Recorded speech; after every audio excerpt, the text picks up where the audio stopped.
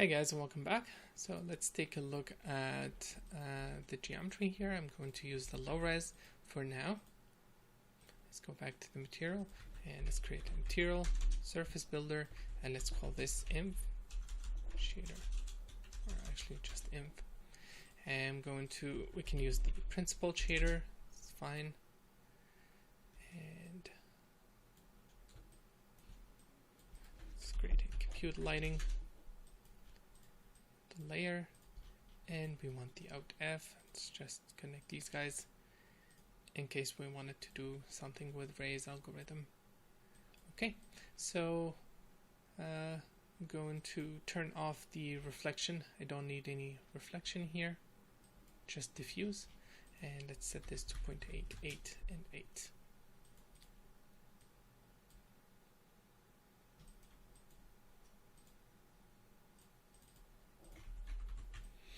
And I'm going to copy this water shading. I'm going to call it inf shading, and I don't need any of these guys.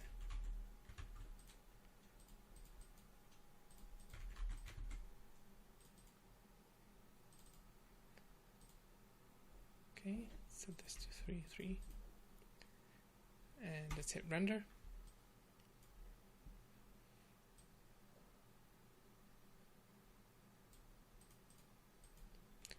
So what I'd like to do is I want to change the diffuse color based on the height. So we're going to take the Y position of this geometry and then create a ramp based on that. Let's go to the material, and we're going to grab the Y position. Let me check something super quick.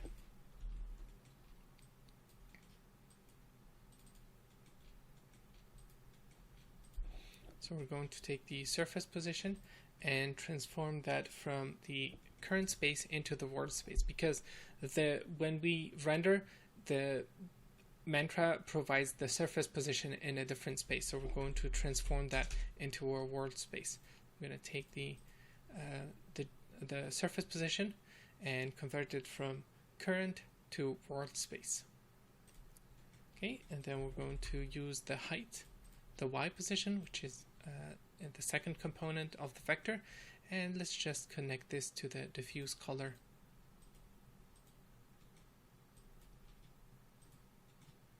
Base color. Okay, let's go back up, and let's use the APR for this example. So I'm gonna go to the render view, set this to environment shading, and hit render. I tend not to use APR that much because it could be it's so generally slow, but when it comes to simple shading like this, I think it works pretty well. So I'm not seeing any difference. Let's make sure it's using the. I'm going to turn this off. Okay, and I'm going to add a fit range, and I want to get that ramp. So let's say -5 and 5.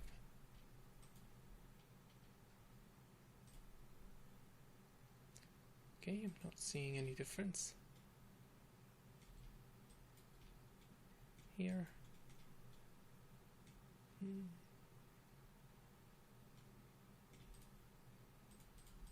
Let's create a constant to make sure that everything is working. I'm going to set this to color, red color.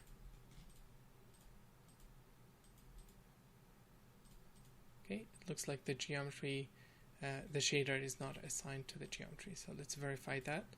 Yeah, it's not assigned. It's using the uniform volume, which does not make sense.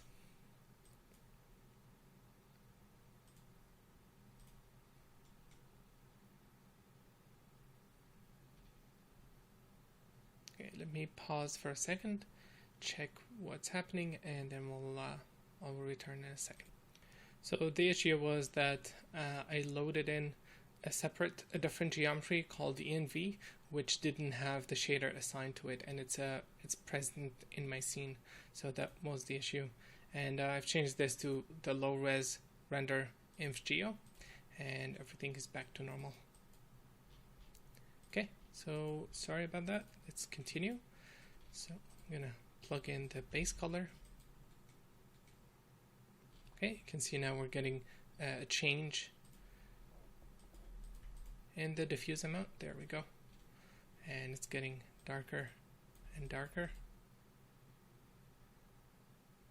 Cool. So what I'm going to do is I'm going to plug this information into a ramp. Okay. I'm gonna actually set this to -2, and let's create a ramp, or sorry, color mix. And I want to mix between two colors. So the bias amount, I'm gonna set this to red, and blue, and we can tweak the range more clearly here. Cool. So basically I want all this to be blue, to have a tint of blue, and then everything else is white. So I'm going to set this to pure white, and we're going to give this a different color.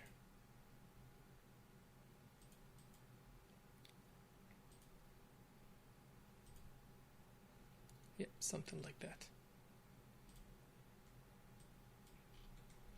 And we're going to copy this to the statue shader, or actually we're going to use the same shader on both of them. But I think the diffuse amount is quite strong at the moment. Let's go back here. The diffuse amount has no diffuse amount. So that's fine. Let's multiply all this by a constant, or just the white 0.666. Yeah, something like that. And let's go back, and let's turn on the water now.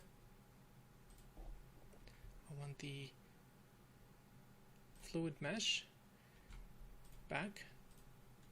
Let's cancel this. I want the not the forced phantom is this, and I want the statue as well, so I'm gonna include that. And for the statue, I'm going to give it the same shader as the environment. Okay, let's do a quick render. And what you can do to take this further, you can find any caustic map animation and layer it on top of this as a texture, and that could give you a fake caustic on top of this geometry. You can also use a camera from the bottom and project the map from there, as if it's getting projected, or the caustic is coming from the surface. So this is this is great actually. I didn't want to include the water because that will abstract the look. As you can see now, it's getting this blue tint as it gets deeper into the volume, and this is very, very cool. Look here, getting all this nice variation, and this is also a crucial aspect into the look of this. So it's probably too blue. I'm gonna lower the saturation a bit.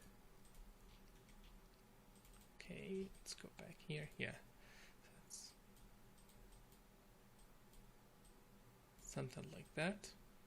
And I'm also going to add the volume as phantom. I'm gonna increase the resolution.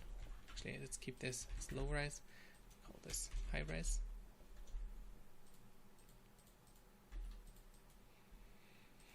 And set this to 6 and 6. And I don't need motion blur for this. I also want to change the water roughness. Let's go to the water shader and just add a little bit of roughness, a little bit more. It has 0.1. Okay, let's go back to the out and let's hit render. And in the next video, we're going to start looking at rendering the foam and particles. Thank you guys for watching, and see you in the next video. Bye bye.